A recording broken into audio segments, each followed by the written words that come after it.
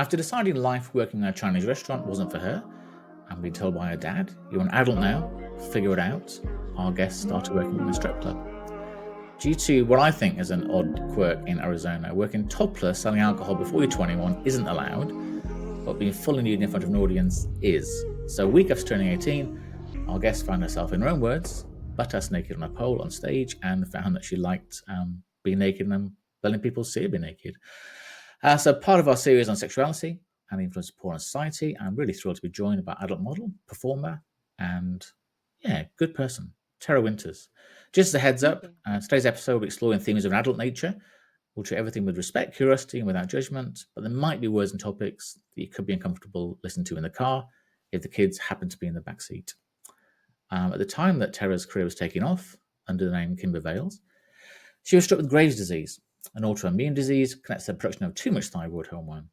The symptoms are bulging eyes, weight loss, extreme tiredness, meant Tera had to step back till she could recover and receive treatment, including surgery, to resolve the issues related to the disease. She's now back as Tera Winters. She determined to learn really quickly to do what she wanted to do in the industry and make it fun, because in her words, it's supposed to be fun. And she focused on making it feel like fun and not work. I've got loads of questions to ask. I've already asked them in the sort of pre-chat.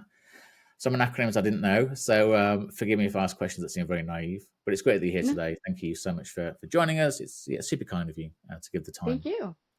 I wanted to start a little bit with your background. So you grew up in Gilbert, Arizona, hmm and looking back a little bit, what was your career ambition when you were at school? What did you see yourself doing when you were sort of 16, 17, thinking about what the future holds? Huh. That's a good question. Honestly, I saw myself working at a gas station. I didn't have like huge dreams. I was just like, I was always a chill person and just kind of like didn't really care. Just as long as I was just basically could pay for my bills, I was fine. So I didn't really like reach for the stars for that one. I never really pictured myself doing anything. I was always at the gas station. So I was like, maybe working there. I even tried actually at one point when I first tried to get a job before I was a waitress or a bus girl, I guess. I tried to go to a gas station. It's QT. They're everywhere in Arizona. And I Yeah, I tried know to go them. in there. I loved those gas stations. I was in there all the time and I tried to get a job there, but they told me that I'd have to hide all my tattoos. And I was Oh like, wow, okay. and you'd have to wear like a turtleneck. And it was just, so that wasn't an option. So I ended up getting a job at the Chinese restaurant. I didn't It's have kind of weird, isn't it? high dreams. Yeah, it's kind of weird. You want to work in a gas station, and they're going to complain about having some Yeah. tattoos. So I got both sleeves done when I was, when I was 40. So I didn't get any tattoos at all till I was 40. Then I thought I'm going to do this, and it's That's amazing still awesome. how if I go into the office and wear a t-shirt or roll my sleeves up, people would look as if, my God, as if I was a different person. Like it's literally Weird. just some ink under your skin. It's really odd that people still have a weirdness on it. Um, Interesting. so working as a waitress, but then going to become a stripper. How did that come about? How were you brave enough to do that? Huh. I didn't really have much of an option. I had like probably $20 to my name and I had everything I owned in a suitcase. And so when it happened, it was so scary. I was shaking like a leaf. Honestly, I was like really weird when I was in high school and junior high. Like I never wore shorts. I was really self-conscious about my body. And then all of a sudden found myself, I'm kind of the person that I get anxiety really bad Yeah. before certain events, but I don't need anything for it. What I do is I always kind of like try to push myself to do it. And as soon as I'm doing it, I'm fine. And it's just that's all I need is that little push. And as soon as I ended up being on the stage, everyone was cheering for me. It was kind of great because the DJ that was working that night was like really hyping things up. It's her first night. Make it rain. And I was making a bunch of money. I was like, oh my God, this is crazy. So I was just like having fun with it and it ended up being fine. It's crazy. It started off really fun and it got a little repetitive. I loved stripping and I loved traveling. I think that was my favorite part about it is I can go into work when I felt like it and I Mhm. can travel. So that's kind of why I was like homeless for 3 years because I didn't bother getting um a place to live because I was constantly traveling. Wherever the money was is how long I stayed. Okay, so you weren't at one place for a long time. You just it's like a traveling stripper. Yes, I was a traveling stripper for 3 years straight. I love that. And That's a great job but for title. like yeah, but for like 5 years I was stripped. But for three of Wow. those years I was on the road the whole time. Is it very physically exhausting? Absolutely. Oh my gosh, I hated taking one day off because as soon as I did, my body hated me.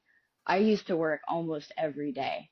And my goodness, as soon as I would take one day off, I regretted it. It was very hard on your body, which is weird because I don't even do pull tricks. I don't know a single pull trick, and I was a stripper for 5 years. I'm just flexible, so I just laid there. It was super lazy, just like, Okay. So you weren't sort but of spinning still. upside down, hanging on by your feet to the pole and stuff. Oh no, no, I was a very lazy stripper. Just lay there in the splits and be like, "You like that?" Okay. And then so you do 5 years of stripping, so people see you naked. You get used to that. Is it a big jump to go from doing that to being in the porn industry? I mean, You know, I assume, or again, wrongly assume, that a lot of people that are in the industry have done something maybe like stripping before. But yeah, is it a big step? Did it take lots of thought? it's funny that you said that. It actually is a huge jump because you're not doing anything like overly sexual when you're dancing. You're literally dancing and moving your body. Yeah, Sure, yeah. you can get naked or have your tits out, but you're Mhm. not doing sexual acts. And I went straight from stripping to porn right away. I didn't do any camming. I didn't do anything. In fact, this year is my first year I ever did a live show for the first time. So I'm still I do things in a weird I guess, in a weird Hmm. direction. And was it what you expected when you first did it? Uh, I don't. I had a really weird first experience. Like most people, everyone has their own experience. Yeah, yeah. I was 19 years old for my very first porno, and I played a stepmom, a MILF. how, So how, I would how say it's old, a how old very was strange. the? Okay, I guess step mums can be the same age as their step kids. I guess. Okay. But it was interesting, and I was scared to death. And the director wasn't really nice. At least the male talent was nice to me, but it was an awful first experience. It was, I mean, not super awful. Like the sex itself wasn't so bad. It was more or less like I was already so scared that when the director was just having a bad day and clearly kind of taking it out on all the talent and stuff on set, it was just Yeah. really hard. But I muscled through it and I was like, it wasn't so bad. And then ever since then, it gets easier and easier, especially when that was just a very rude director at the time. I've Mm. been really fortunate with not very bad directors, I guess. Mhm. And I think sometimes if you watch any sort of film, you watch a film that's in the Oscars or a film and it's a porn film, I guess you sort of watch it without thinking of how it's edited, how it's made, and you could, I guess, the intention is to watch it as if it's been made as it's been this took 1 hour to make. We started having sex and we finished having sex, and that was it. But when you sort of, I guess it not like that. I guess it takes a lot longer, and it's sort of stop, start, and it's not a very natural experience, I suppose. Is that how it works? It is yeah, broken down quite a lot, and you just different angles, do this and do that, and it's not a very natural flowing. No, it's actually funny. Some are, and that's Mhm. what's gonzo. It's called Okay. gonzo. It's straight through. You just have your fun. And then that's what they were. Everyone loves that. Everyone, if you Yeah. ask any porn star, they're going to say gonzo's their favorite because it's very natural all the way through. But usually it's not. No, you'll start with one position and do that for 4 to 8 minutes and then stop, pause, get everything set up for the next position. So yeah, it's very not so smooth moving usually. Um, and at that point, like I said, the actual act itself for my very first was fun. And I was having fun, but the director, every time we cut, he was just in a bad mood. So I'm not going to say it was like awful. It was just like terrifying because I was already nervous. And am I doing a good job? Like looking for everyone, like, am I doing this right? Like, and he was just not very nice to me. And even though he knew it was my very first time, I was like, oh, damn. But yeah, usually it's really not so smooth. It must be kind of hard, I guess. And maybe this is very misogynist, but for the guys to sort of, right, start again, right, start again, Yes. and for you as well to stay wet and stuff, and I guess you have lube and things, but it must be hard to sort of rev the engine up again. You sort of stopped for a little bit, you pause, and you're back into it again. It's not Oh natural yeah. nature, I suppose. I gotta say that for sure. I always say it. I stress it all the time. I feel so bad for male talents. They'll be like sitting there, like waiting, like, okay, man, let's go, let's go. And then people are like, oh, let's take a lunch break. They're like, no. Oh wow. Yeah. So it's sometimes like, man, some of these guys are very impressive. And yeah, like they don't use any extra anything. It's just natural for a lot of them. So some of them will go and do 2 scenes in one day, back to back. And you're like, how do they do that? Yeah. They just love their job. It's I can imagine worse things to do. Yeah. But but so before you go onto the set, do you get not necessarily a script, but there's the sort of guidance as to what to do? Actually, yes, you do get a script sometimes. Okay. Sometimes it's actually a legit script. You have to remember your lines and everything. And yeah, it's crazy. And those are exciting because you know it's a bigger production. So you're Mhm. on set and you know there's gonna be like 15 people on set, and that's fun because then you feel like a star. But then there's other scenes where it's just really ad lib, and I love ad lib. They'll just be like, "This is the gist of the scene, run with it," and that's most of my scenes actually. I love those ones. I'm a talker, so I'm really good at that. You're like, "What is the scene?" All right, I got this. So when you bump into your stepson, you're ad-libbing what to say, Yeah. before the clothes come off. Okay. So how has the journey been then? So you had obviously two parts, Kimber Veils, and then for lots of reasons, and then now back as Tera Winters. How's the journey progressed since you started at 19? How old are you now? I'm 31. No, wow, okay. Yeah, That's a decade. Well, I'm it's not a old. decade in the industry because you had what, 4 years out. So you've had what, 5, 6, 7 years. Has Yes. it changed a lot? It's funny because I actually have to say in and out because I did a scene and I left for like a month or two. And then I Okay. came back and I did like 3 or 4 scenes, then Mhm. left. And then I came back a couple weeks later, did another scene, and then left for like 3 months. And then, you know what I mean? It was never consistent until this past year. I've actually done more scenes as Tera Winters than I ever did with Kimber Veils. And I was Kimber Veils longer, obviously. Yeah, okay. But I really were since I moved back to California because that's where Mhm. most of the filming is. And Yeah. since I've been here, I've been basically on call. So sometimes I'll be like getting scheduled out, or sometimes I'll get a phone call and have 3 scenes and all scheduled out. So it really depends. It's a job that you can't necessarily rely on solely because you might work a bunch and then you will get like really nothing for like a month or two. And Oh, then wow. all of Okay. a yeah, it's very inconsistent. So if you're doing another job too, it's also hard because you can't necessarily be like, oh, I can't get that job because my other job. So it's really like that's why people do their own work as well. Yeah, yeah. See, so people aren't they don't have like a contract with one firm, one. Some, yeah, actually some people do. Some Okay. are contract, and those are only for like the big companies like Yeah. Brazzers and Mhm. Vixen and stuff like that. So they'll have a contract and they'll have X amount of days a month that they're working, and that's Mhm. great. But you have to be like a contract for that. Other than that, you can get a lot of work as just basically being a talent. But, you know, it just, I guess, how high in demand are you at the time? And is it the same as the standard film industry where you have an agent, they put you forward for jobs, or are you sort of your own self promoter, you're marketing yourself? You have an agent. Well, Okay. I mean, some people that if you like have an agent for a while and you've been in the industry for a while and people know you and you have directors' numbers, you can Yeah, yeah. self book and be successful at it. But Hmm. however, when you're first starting, you're going to want an agent because then everyone knows, like in this industry, you have to get tested every 2 weeks. Yeah. So, and your agents know that and they are able to show all the, companies and stuff like that, all their talent that's freshly tested and all that. So you just would rather have sorry, I didn't say that right. Mhm. You would for sure want an agent when you're first starting out.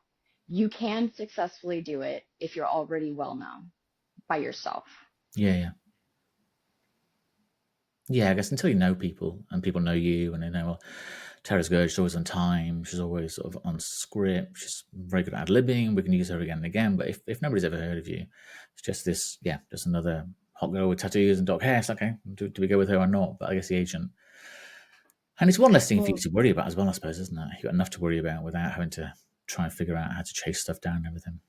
oh yeah, and you hear a lot of stories about some girls just being drama queens on set, and so if you're, pleasant on set, people are gonna Yeah. want you back. Because a lot of people on the set, whether they're filming or sound or makeup or whatever, it's yeah, it's just, you're responsible for a lot of people's jobs, I guess. So if you're Hmm. making it last twice as long as it should do, or you're not happy with this, not happy with that, not that anybody's doing anything they're not happy with, but if everybody works together professionally, I suppose, as a job, it makes it all a lot easier and a lot more enjoyable. And like you say, you get invited back and do more and more Hmm. things. When you sort of stepped away as Kimber, we mentioned before that you had Graves' disease, and these aren't my words, but you described looking like Mad Eye Moody's daughter in Harry Potter with Yes. swiveling eyes. Which I Yeah. think you should do a Harry Potter porn scene with your mad eyes.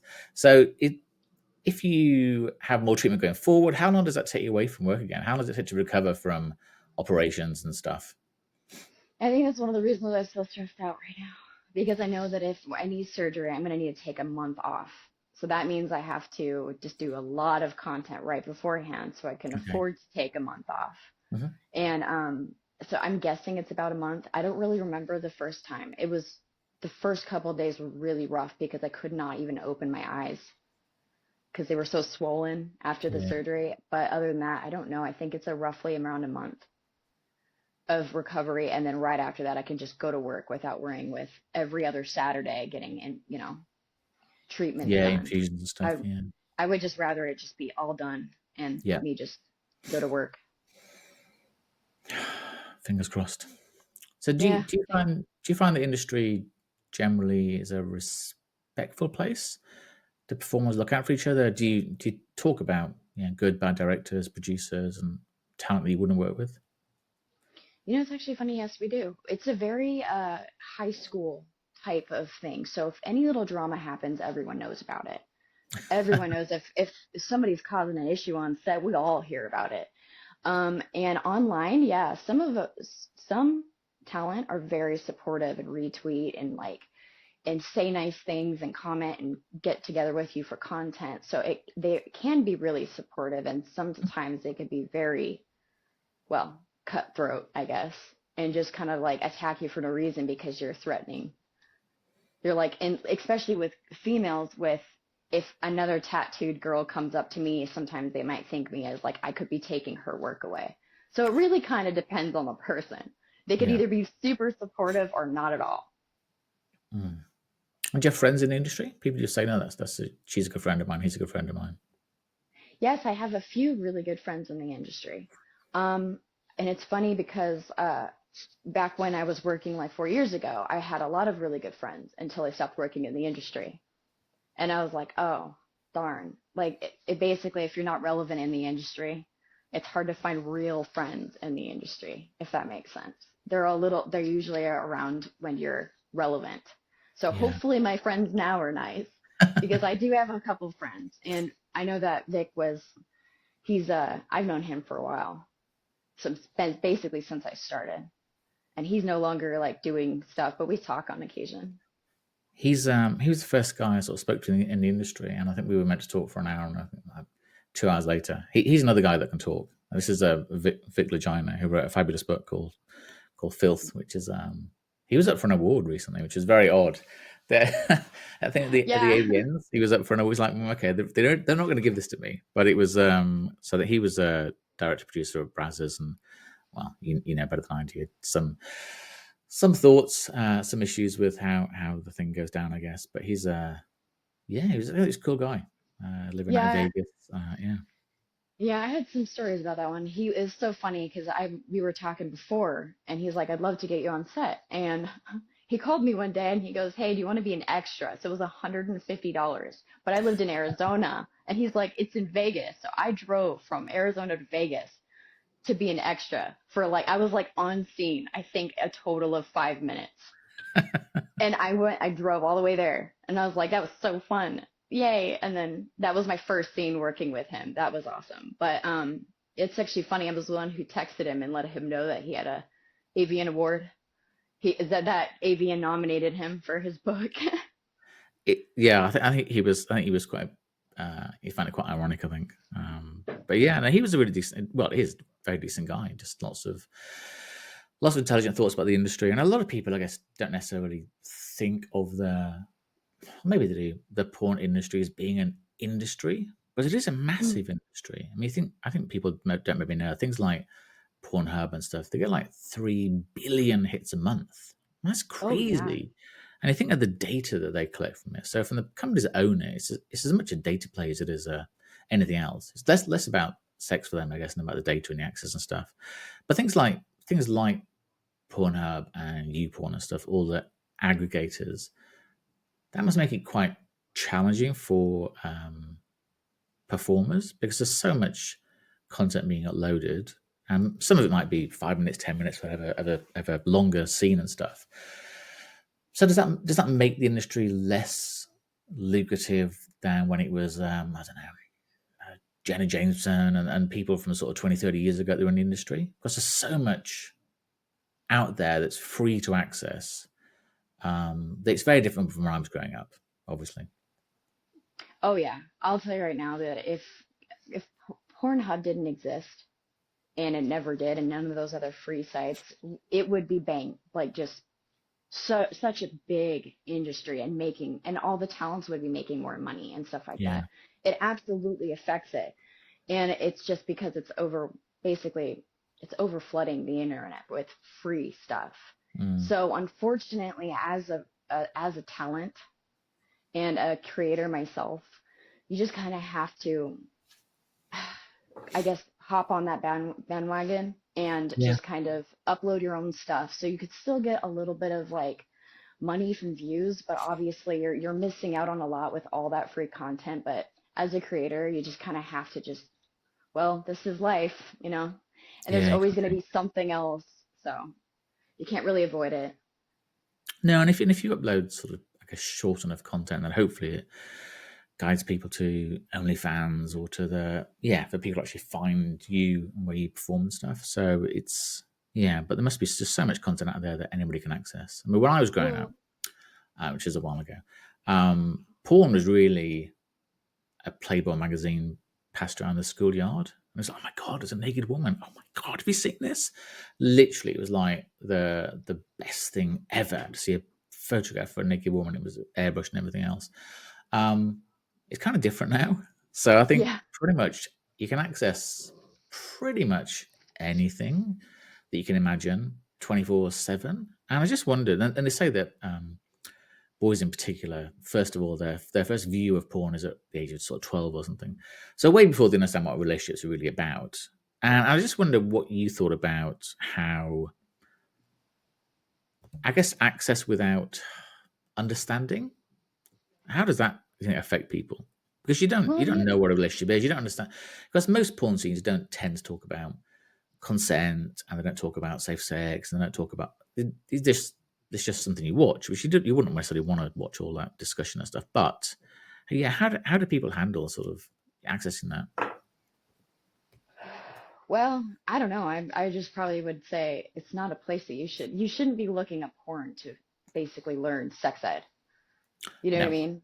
So I mean, that's kind of hard because if they were that interested, you know what I mean? It's just kind of that's a hard question. Honestly, you shouldn't porn, I would say it as a performer myself. You shouldn't be looking it up for information on sexual education at all.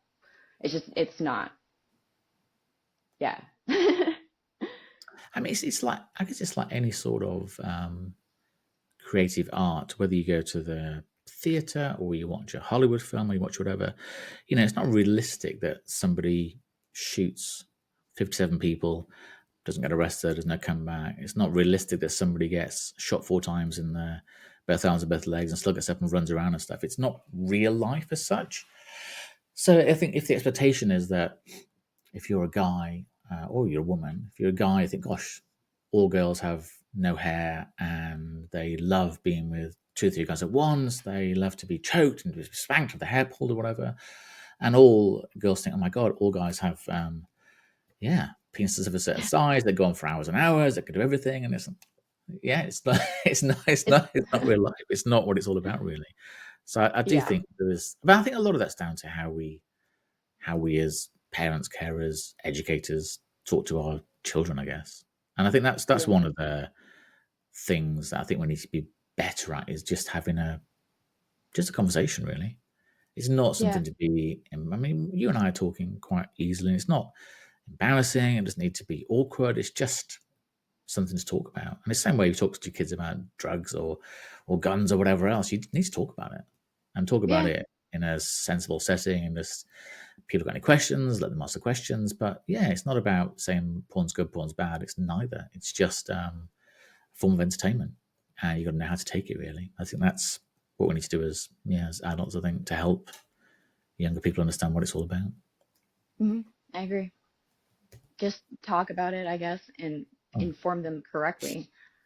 But yeah, you shouldn't be a lot. I'm just gonna say this: you shouldn't be watching porn to learn sex ed, just like you shouldn't be watching, like you said, TV to learn how solving a crime really works, because it's not exactly like that. And it's not like on TV. You know what I mean? Like there's performing, mm, and if you're trying to teach people, that's definitely not the way to go about it. If you're an adult and you've been with a few people, you're over 18, you've been with a few people and you watch porn to try to learn stuff, great, because you might learn something fun, like a new yeah. position or something. But as like somebody younger, you should probably just not be looking that stuff up so young. You know what I mean? Mm. You're supposed to be like at least 18 years or older. Did you watch a lot of porn before you got into the industry? Not at all. I've never seen a porn scene in my life before I got into porn. And do you watch your own stuff back? I actually do. It's funny because that's the only porn I actually watch. Is mine. So Yeah, you because so you're not watching it for ideas of new positions and stuff. I guess if people are telling you what to do, but yeah. Okay. no, it's funny. When I first started, I started watching my own scenes, and I go, "Ooh, I shouldn't make that face again." But like, oh yeah, I don't want to be sprawled out that far because I'm really thin. So I was Yeah. like, okay, I gotta, and then just that way I can perform better next time and know that okay, that wasn't even comfortable. I don't know why I was doing it. Yeah. So I watched my own stuff, but no, I actually never watched a single scene before I got in. Weird, I know. It is very weird. You are in the nicest possible way, you're a very unusual person, I think. Sort of get Thank up on you. stage stripping week after you're 18 and doing porn after you're 19. It's like, wow, without yeah, you tend to just give it a go, really. I like that. Yeah, It's like, okay, no, I'm gonna give it a go. If you don't like it again, you don't like it. And I do think there is I don't know, I guess it's a misconception that people have that people feel, oh, I'm not sure people would choose to do this. Maybe people are being sort of forced to do this. It's something that they've got hold of people. But generally, I know it's a big generalization. And you don't know everybody. But do you find that people in the porn industry are generally happy with what they're doing? ooh, do I think most people are? Yeah, It's that's really hard because there's definitely some people that shouldn't be in the industry.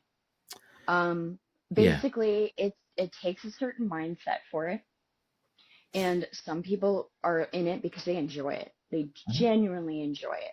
Some yeah, people are very business oriented, and mhm, it's the perfect thing for them. They love it. And some people are in it because they're searching for something like love or that contact or yeah, what, and they really shouldn't be into it because those are the people that have a really hard time like staying sober or yeah, not getting into it first, because everyone learns. You learn right away if it's for you or not. A lot of people, even guys, will say, I want to get in porn, I want to get in porn, until they do. They're like, yeah, oh, that's not what I was expecting.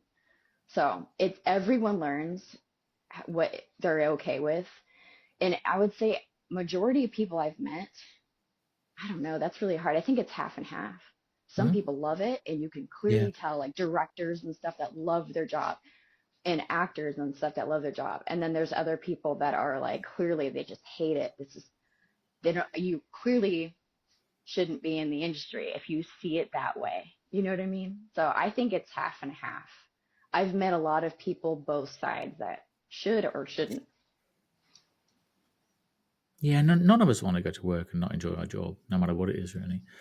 And I think maybe there's a thought when you are doing the first scene as a guy or a girl to think, "Gosh, I'm getting paid to have sex. How great is this?"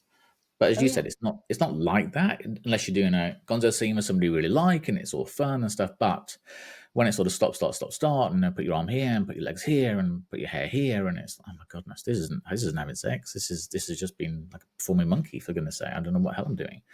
And it's not the same as being paid to have sex. It's something quite different, I guess. So Well, it's is also different because a lot of people don't realize how much acting is in it. You're kind of an actress because you go in there and you set up the scene, or you Mhm. like, no, but not a lot of scenes are just jump into it.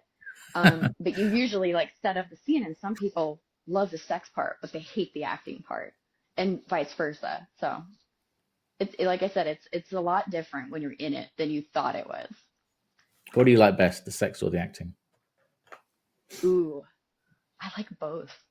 I really like both a lot because the setup can be really fun if Hmm. you don't have to repeat yourself 5 times. I get pretty lucky. I've gone on set quite a bit where they do like ad lib, and they're like, okay, Tara, this is the gist of it. Go with it. Hmm. I'm like, all right. And I mean, my last scene I did, I nailed it all the way through. They're like, no second takes. Already moving. I'm like, wow, that was great. Nice. And then other companies, they'll be like, that was perfect. Okay, 3 more times. And then you're Mm. like, oh, after the second time. So it kind of depends. I Mm. like both. I really enjoy setting up the scene, and I really enjoy just doing the scene. But you like talking, Oh so yeah, I love talking. I guess some people just don't.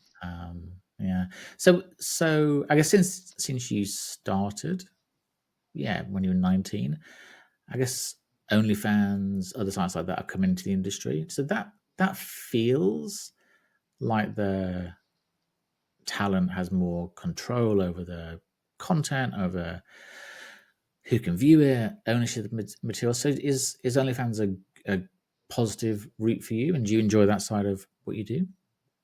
I love doing my own content. I love the freedom of doing my own makeup. I Hmm. love doing my own content when I feel like it. So I absolutely love it. And I'll tell you right now, it's really good for all the talent because before we were going to only make money doing scenes Yeah. and feature dancing Mhm. and basically traveling and doing signings and stuff like that. It's literally the only way you can like get yourself out there. And now we have our own OnlyFans, which is great for performers. I'll say that right now because when you do porn, it's even for a guy, it's not really a long career unless you get into directing and stuff like that. If you're a female and you do acting, basically you do it till you can't do it anymore. And then if you had a savings, great. If not, then you're getting a regular job. And for that, having your own OnlyFans and being able to stretch your income on that is great, but it really hurts. I want to say professional filming because instead of those fans that are fans of girls and stuff like that joining these sites to see them, they're just going to find them on their OnlyFans and then Yeah. occasionally see like the free stuff out there. So I definitely noticed in my career that OnlyFans helps performers, but it Mhm. definitely seems to make it so um, companies definitely don't shoot as often as they used to. And I noticed this was really alarming when I seen a few months ago that who was it? I don't remember. I think it was Vixen, one of the bigger like companies. Yeah. They announced that they have an OnlyFans. That's not a good thing. If their like own sites aren't doing well enough that they had to come to OnlyFans. So Yeah. it's great for us, but it's not great for big companies. Mm. And is it a lot of work? So It is. presumably you film yourself, and it's sort of you do it. Yes, I have friends that are directors too, so sometimes I'll have like somebody come over and help me and like film me and stuff like that. And I Mhm. have friends that will help with content as well. Um, OnlyFans also got in a lot of trouble not too long ago for a lot of girls that are big names not even doing their own OnlyFans. They have companies doing it. So instead of it, and they'll do like a false advertising saying it's them when it's really not. So they're kind of in trouble for that right now. I've always loved talking to fans. So I'm a real person online, like talking to the people because I'm generally like super Yeah. into like, conversation. And it's nice too because when I actually get messages and people requesting things, then it makes it more fun for me and people on my stuff. Hmm. So I like it. I love it. I love the freedom of doing my own content because I'll tell you right now, my thing that I can't stand about the industry is makeup artist. Okay. That's the one thing I really, if I could change, I wouldn't have a makeup artist. I don't like people touching my face. I will be crying in the scene because my eyes are super sensitive. Okay. So as soon as the makeup artist gets a hold of my face, I'm like in tears. I'm like, this is gonna be a real weird scene when I'm Yeah. crying the whole Yeah. time. Yeah. I guess you know which brands work for you and what to do and all that sort of stuff. Yeah. Okay. I guess it's a bit like social media platforms in a way, where a lot of the bigger names of social media don't do their own posts, don't do their own chat, don't do anything. They just have somebody manage it for them. Which I guess as Yeah. as somebody that buys into somebody's account on OnlyFans, you sort of, I guess you think you are connecting with that person. And it's pretty easy to find out if you ask them a question and they respond in a certain way or don't respond in a certain way. But yeah, and I guess you get AI answers as well, where AI is Yeah, just people answering can for get you. But yeah, yeah, people can get AI messages or it's just blasting messages yeah, yeah, all the time about buy this, buy this, buy this. And that's hmm, what a lot of people have a problem with. That's yeah. kind of why I don't do it, is because I don't want to be harassed. Hmm. I wouldn't do it to anyone else. So, And you get a lot of requests for one-offs, customs on OnlyFans. oh, I get a lot of requests for customs all the time because I don't, all of my stuff is, like I said, I kind of do it a little different than most Yeah. people. It's just kind of like you join and all my stuff's out there. Hmm. It's kind of like a Netflix. You just pay the monthly fee. Other than that, I don't pay for, or I don't charge for every single thing that I post. Yeah. I personally would be very annoyed if I paid monthly and had to pay to view everything. That bothers me, so I don't do it. But customs, absolutely. I get a lot of custom requests for pictures and videos. And I love them, man. It's really kind of cool because then the customer gets to be the director, tell you what they want you to wear, do, or say. I love it. It's so fun. I actually get legitimate scripts sometimes. I love it. I think it's so There's not cute too much because ad that's the way. libbing there. Oh yeah, it's so funny because sometimes they'll like send pictures and stuff. I want Oh your wow. makeup like this. I want you to wear this, and I want you to say this and do this. I'm like, all right. It Wow. is literally my job to be like an actress and bring I that guess so, yeah. fantasy to life. Mm. And it's a lot of work there. I guess because people want regular content. They want to see something every couple of days, or yeah, they want to sort of see that something's different. I guess they're paying for that monthly fee. Because it's a bit like going to the gym, I guess. If you go to a gym and you end up paying for, you pay a monthly membership, but then you pay for the towels and you pay for the water and you pay for it's not you want to think, oh, I'm paying for it, so I'm getting everything. And then yes, if you want to have a personal trainer, which I guess is a bit like your customs, pay for that separately. But in general, if you're going to be on there and you pay for it, you want to see something, yeah, Oh yeah. fairly Yeah, and regularly. I just like I said, I don't if I personally wouldn't like that, you know what I mean? Like I don't want to Yeah, join one of these like Netflix or Hulu or something like that, pay $20 a month and then pay $2 to view every single yeah, thing. Like, you know what I mean? Ugh, like that would be annoying. It's a business thing too. That's why it's fun because how you can thrive off it is just how much content you put out there is you're basically your own boss. You're going to yeah. make as much money as you can or you're willing to put the work in. Hmm. Like before, I used to be one of the top 0 point whatever on OnlyFans. I was making very good money. Well, the thing is that sucks about this is I would post every single day. Well, my dad passed away 2 years ago, and I obviously I was grieving. I didn't want to do sexual stuff. You know what I mean? I was Yeah, yeah, grieving over a loss of a parent.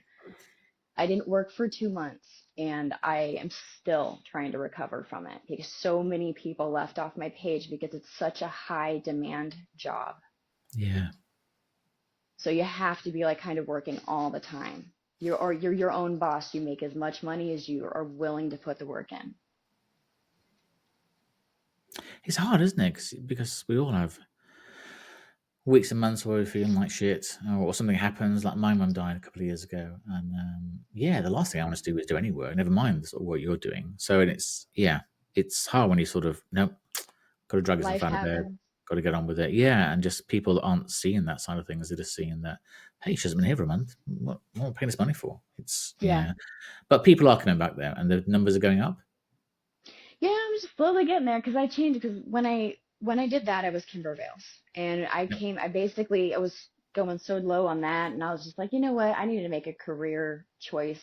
I was either going to stay in Arkansas or move to California and do professional work and really just buckle down the next couple of years and really just kind of give it my all in the Mhm. industry.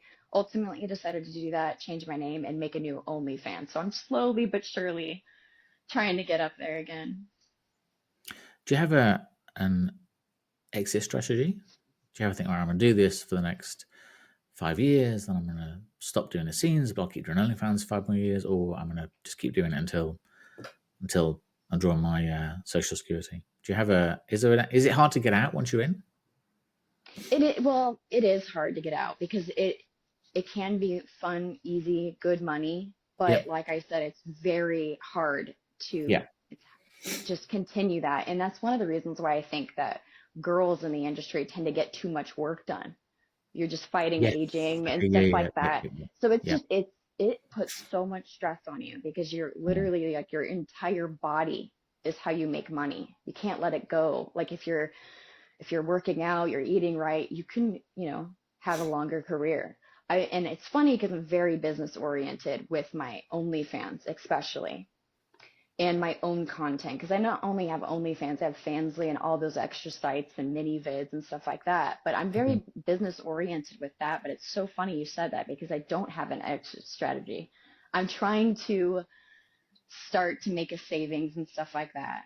So I'm hoping that in a year or two, I have enough like saved up to eventually get a house, pay off some stuff. You know what I mean? I would like to be Yeah. more, I would like to say I had an exit strategy, but I don't. I'll work on it. Yeah. It's hard. I guess at some point you think, oh, I'm not getting booked as often, or I'm not getting as many people, and suddenly it's because like I say, the money you're earning, I'm sure it's always a reasonable amount. So but it could be hard to then go into a company at a director or VP level or whatever, and it's like, what's on your CV, a resume? Oh, okay. It's hard to then take that step and go, and you don't want to go back to work to the gas station. So it's getting Yeah. enough money while you can, I suppose. Yeah. You don't want You to talked about having you necessarily talked like, about having work done. Have you ever come under pressure to have um boob job or butt lift or whatever? Do people ever tell you to do these things or suggest them? Because you've got a pretty you, unique look, which you think is a good thing in terms of thank the you. not many girls that look like you. So that's an appeal within itself. So Thank you. changing yourself to be more like the norm would seem to be the wrong thing to do. But I'm sure some people do say, oh, get bigger boobs or get a bigger butt or whatever.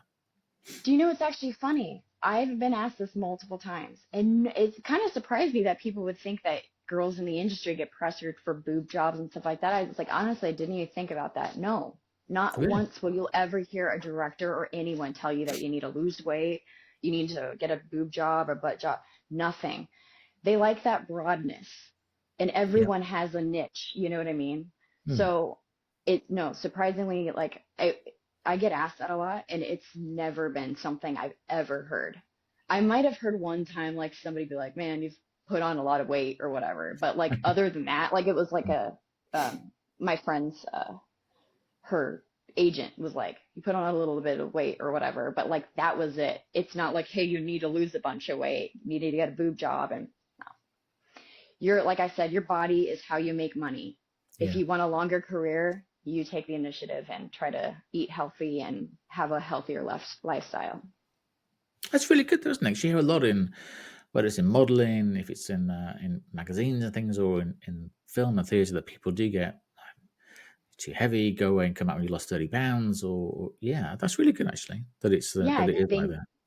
they never say anything about it. It's crazy. Like I know it because like I think like movie stars and stuff like that Yeah, might get like that because they have to look a certain way for a role. We yeah. aren't like that. We're picked because of how we look. And if they were looking for a MILF for teen, I don't even know what I play at the moment because it was funny. One of the last scenes I did, I played a teen. Okay, so from a stepmom to a teen to You know, okay. it's even funnier because it's the same company that hired me the first time when I was 19. I played a MILF. The same You're going company just backwards. I like hired that. me. Yeah, Okay. and the same company just hired me to play a teen. I'm like, what? Porn is weird. It's very Oh, weird. But I don't even know what kind of role I play. I think I play like the college age stripper role. Everyone okay. wants to see me in stripper clothes. Well, I guess I don't yeah, it's good. I I guess. don't think I play like a MILF very well because I don't have big tits. I don't have like a super curvy body for Yeah, that. milfs are sort of. I guess there's that sort of stepmom, sort of comforting, big breasts, sort of big curvaceous, big butt. It's sort of yeah, that's a sort of stereotype of a Sherry DeVille type character. That's Yeah, sort of yeah, that sort of thing. And it's yeah, you're yeah, you'd be. I guess you'd be a good stepdaughter to her. I guess. I don't know. That'd be fun. I would love to work with that girl. I'm not gonna lie. Mm. She seems like she'd be so much fun on set. She's got a lot of sass. I think whenever I've heard her be interviewed and stuff, Oh yeah. she's very. Oh, she owns it. Why the fuck not? She really owns who she is, what she does, what she says, and she's yeah, she's a character.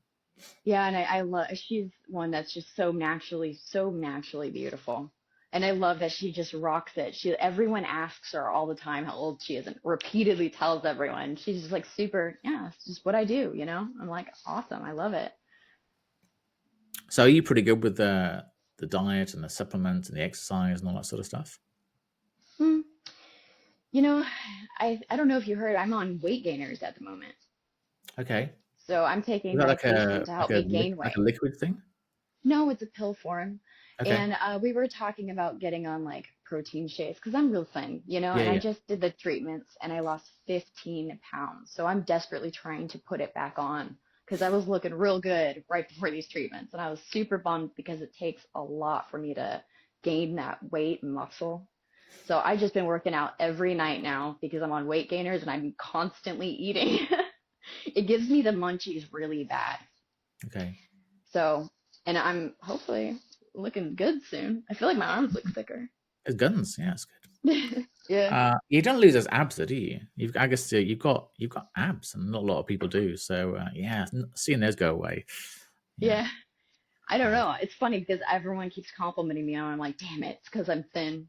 And I was just like, well, don't worry, because even when I thicken up, I still have a little, not as defined, but we'll try. I'll try to stay in good shape. It's my job. I guess it is. Yeah, and something else that you said before is unique about you. You have got an amazing array of tattoos. Some of which I know you've done yourself. Some of which by your little sister. And I Hmm. know you're very creative. You probably don't have as much time to draw and paint and that sort of stuff. And your nails are always amazing. Um, Thank would, you. would you ever think about being a tattoo artist? You know, it's funny you said that. Um, I used to want to be one. I always wanted to be a tattoo artist. Soon as I got my first tattoo, my dad and my grandpa took me to get my first tattoo when I was 14 years old. Oh my goodness. Yes, it was my 3 stars on my hip. Hmm. And I was like, I want to do that for a living. As soon as I was done and got my tattoo, I was like, oh my God, thank you, Grandpa. Because my grandpa, I was a grandpa's girl. He's like, I'll pay for it and everything. I'm like, yes. My dad's like, she's too young. And I was like, it's fine. So I got my first tattoo and I was like, hands down, I want to do that for a living. So on my 15th birthday, my dad actually got me a tattoo machine and I started tattooing myself. He told me the only thing that he wanted is me not to tattoo myself. So I started Okay. tattooing my friends and hiding tattoos on me. Oh wow. And I originally wanted to do it until I realized that even me, if I wanted a tattoo, I don't just have the artist just draw on me. I want this specific thing on my body. Can you do it? Yeah. And I don't like tracing. And I realized Yeah. Yeah. it's an honor to have your art on somebody's body for the rest of their life. But Yeah. when it's not actually your art, I Hmm. realized I would get bored with it because I would never have work that I want to do. It would be what they wanted. And then Yeah. I ultimately decided I didn't want to be one. And my little sister, she decided that she wanted to be one because it was really cute. She kind of always looked up to me and I was like, oh, don't. But yeah, she ended up being a tattoo artist and she's been doing it for years now. And this is her first tattoo. No regrets. I love. I know. I love that one. I know, it's my favorite. It's definitely up there with my one of my favorites. I How loved painful it. was the? How painful were the skulls? Oh my goodness. This wasn't so bad. It was as soon as he hit the nose, I was like, dude, you gotta hurry. I'm gonna tap out. Other than that, it was actually really easy. I want to say probably the worst one was my finger. I have Yeah. a blue finger, and that's just because he went too deep. But that's probably actually that's one probably my favorite tattoo. Oddly enough, my blue finger. It's funny, isn't it? So you had your first at 40, and I had my first at 40. So mine were done by a lady, a lady called Alice did mine. Oh, And nice. it's funny what you said actually. So I sort of said to her, look, I want my arms covered. I'm not sure what I want, and I'll let her decide really. See, that's So cool. Like some yeah, people are super chill like that. I have like I just really didn't. So I bad didn't. tattoos. It's it takes long enough to decide what color to paint the house for goodness sake, or what. Because if you're gonna have something on your arm, she did mine. Mine is sort of it's sort of that one and that. It's sort of all different mandalas and stuff. But she was really cool. She was really really good. Wow. And I Oh, I think like yeah, that. I mean you get, and I guess it was a really cool tattoo shop, and they had some really famous tattooists there. But sometimes you get the ones, certainly in the UK, you get them at the beach on the coast, and they literally just have contact sheets. Just like, right, pick. Okay, I'll have that heart, and I'll have that dagger, and I'll have that dragon. And that must, like you say, if you're just doing that all the time, just sticking a tracing on somebody and Hmm. going over on it, I just, yeah. So I think so the lady I had, she split her time between the UK and Norway, so she had quite a big following. And she Wow. had a really cool, she has a really cool death head moth right on top of her head, Oh, which wow. she had hand poked. It was really cool. Yeah, she's quite a character. Wow. She does suspension. So she goes to like festivals and has like hooks Oh through her, gosh, that. I was hangs and thinking swings. cars. She's really really cool. Yeah, yeah. She must Wow, have a that's very very high pain threshold. Yeah, uh, wow. yeah, yeah. I'd love That, more, but I've got a 15-year-old son. I think if I bought him a tattoo machine for his birthday, I'm not sure. yeah. I can imagine Oh, all of his friends at his school having the sort of yeah. these really wonky misspelled tattoos on their body. Yeah, See, I'm not that's sure how cool that would though. Like I think my nicest ones is probably my skull and I have one on my thigh. Other than Mhm. that, like all of my tattoos are not good. You can see like scarring. Like I have some Yeah, that are yeah. like okay. I've got my Snoopy and Mhm. skull and or Jason.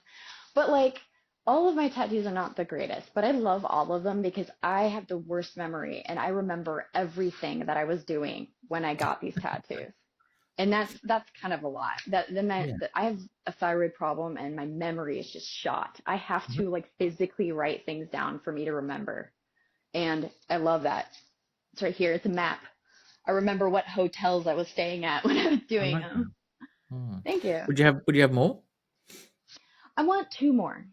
Okay. I want my dog's name, my other dog, because I have a dog's name on here. I want Levi, my son right now, on my neck. He's a Labradoodle. And then I want I know it's gonna sound weird, but I want a huge one on my thigh. I'm really debating when I'm gonna get it though. I don't know if I'm gonna get it like after I'm done filming a lot or right before I start offering something new. But I love werewolves. So I'm gonna Okay. have I want a werewolf on my thigh so bad. But I don't have the time to take off for it Yeah, right yeah. now. Yeah, and they do sting for a little while. Yeah, it's kind of, you have those sort of your two thighs and your back. They're like quite big space, big canvases to fill, aren't they? I keep going backwards and forwards whether to have a full back one done, but it's such a big space. You think I really want it to be like the perfect thing. Yeah. Well, So I I think, have my wing on my back. yeah, you do. Why do you only have one wing? I haven't earned the other one. I don't think I'm gonna get it now. You're a sort of fallen angel, not quite made it quite up there yet.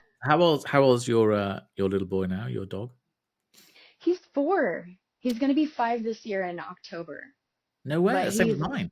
So I've got really. a cockapoo. So do you have that in America? So half cocker spaniel, half poodle. So he's a smaller Oh my version of gosh, yours, really. cute.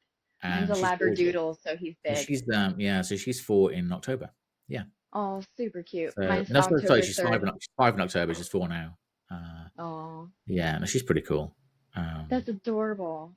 it is. Yeah, There's I something love. about them, isn't there? Just that you come home from shooting, you come home from work, or even if you've been out of the room for like half an hour, you go back in. This overwhelming, unadulterated love that they have.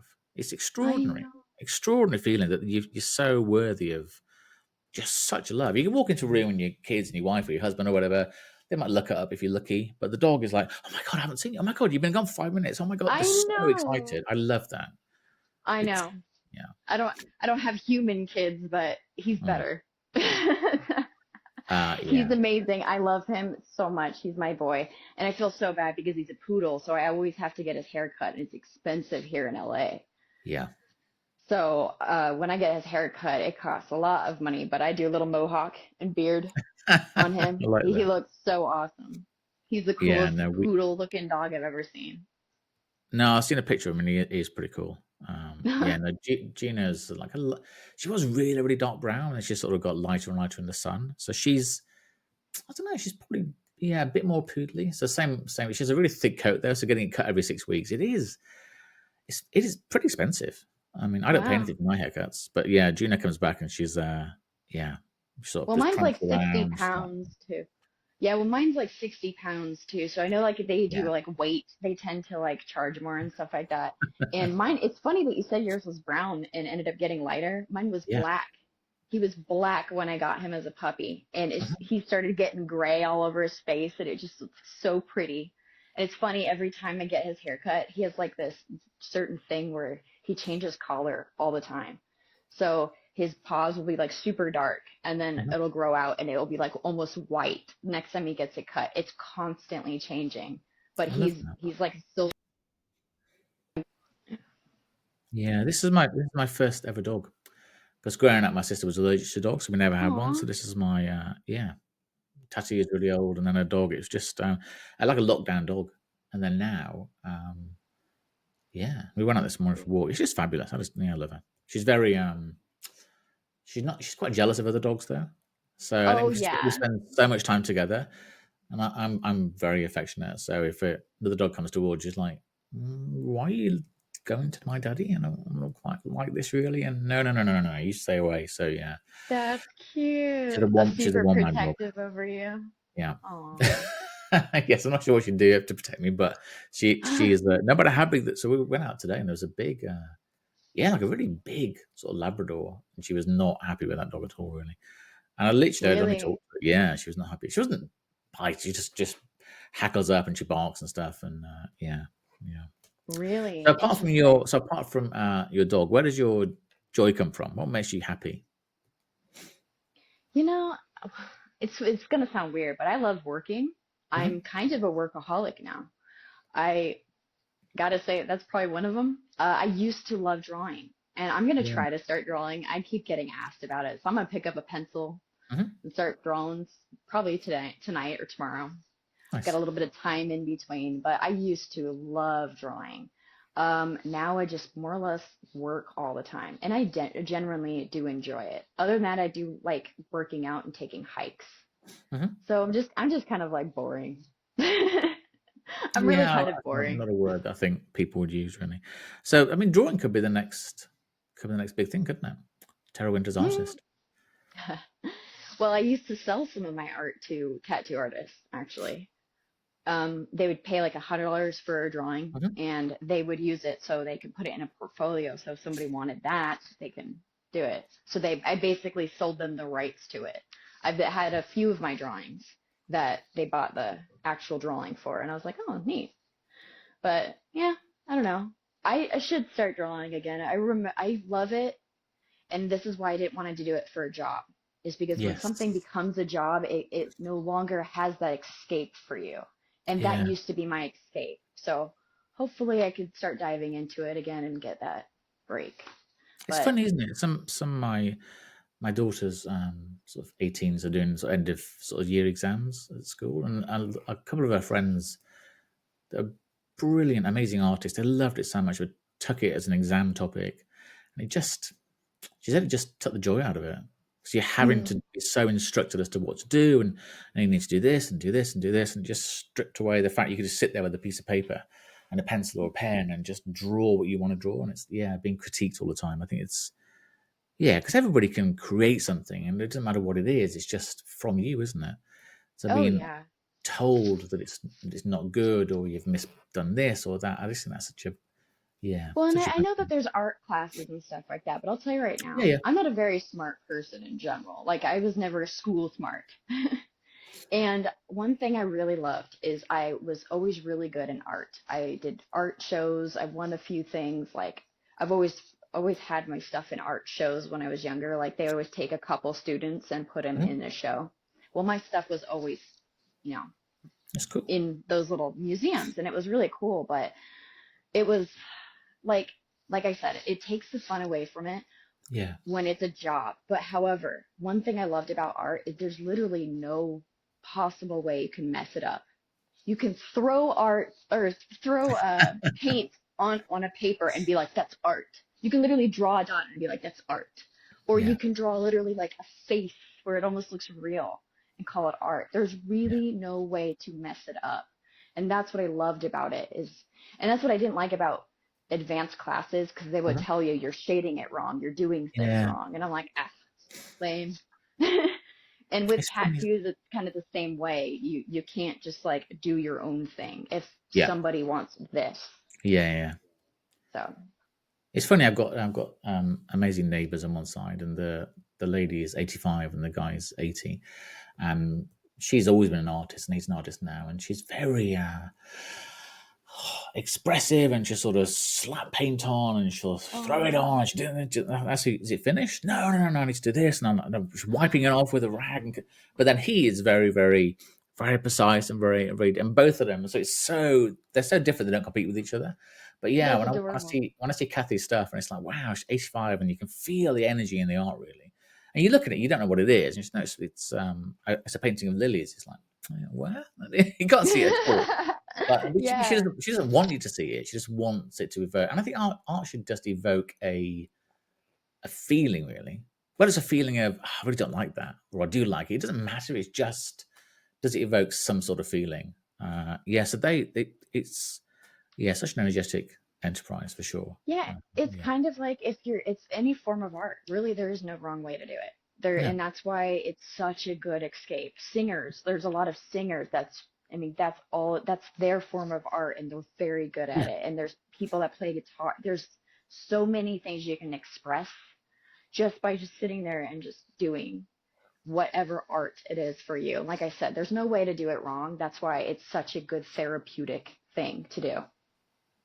It is. It's a form of meditation that actually produces something. So you don't have to Yeah, sit there and say, "Sorry, my dog's scratching at the door." that's Come on, cute. come in. Aw. Do you want to say hello to Tara? Come on. Come here. Oh, I want to see. Come here, Bobbins. Come on, little one. Where are you? Oh, my little puppy dog. There we are. Oh, Oh, so there she cute. What's her is. Hello. name? Juno. Juno. This is so Yeah. cute. Say hello. There we go. Oh, Good. Do you wonder where I was? Do you wonder where I was? oh, I was talking to my such friend, a wasn't I? I sweetheart. was. I was. Yeah, but an hour is about as long as you can last, really. So I did have one last question. Hmm. And so, what is it like being you? What is it like being Tera Winters and you as a performer and as a person? Yeah, what's life like? Shit, I don't know. I gotta say, I've never been somebody else, and Yes. it's I don't know. I basically how you see me in my own personal stuff and Yep. on camera or interviews. That's just how I am. A lot of people ask about personas because a lot of people give a persona for work and not for work. Hmm. Basically, this is how I am. I'm very talkative. It's funny because people are like, when I go out in public and stuff like that, a lot of people avoid eye contact with me. I don't know if it's just my face, like I have bitch face or something, but people just like, I'm very friendly. So when people start to talk to me, I'm like, yeah, like good conversation. I'm old school. I prefer face-to-face conversations. Yeah. Um, that being said, like I said, I don't really know. I've never been somebody else. Do people recognize you? It's funny. In person, nobody ever comes up to me, but I'll get messages later. Somebody saying, "Hey, I saw you. You were Oh, at the grocery store later." I'm like, "Hey, what's up? And why didn't you say anything?" I don't know. I was so nobody really. If people recognize me, I hear about it online later. Nobody comes up to me. I told you. I don't know if it's my face or what. I'm a friendly person. so if I met you in real life, you'd be the same person as you are now. There's no Absolutely. front to I your do life. not change. I can't. I was a stripper for a long time, and then when I did porn, and I started to do porn too, a lot of people say they do it for online reasons or just to be that person at work Yeah, and yeah. come home and be your own self. Every time I've ever met somebody who does that, they always end up changing Yes. in like a negative way because you're Yeah. almost like split personality, like training yourself to act one way. Yeah. You know what I mean? And I just kind of, I never did a persona. Never did I ever change my persona. I've gotten asked to in interviews about my name, Kimber, Hmm. to Tera, if I've changed my persona. I was like, I've never had one. That's So good. I'm, like I said, in public, it's funny because nobody really says anything to me. In fact, people avoid eye contact, but like I'll be the first person. If I'm in an elevator, be like, okay, I get real uncomfortable with silence. And I'll be the first person to be like, man, this is a crazy elevator.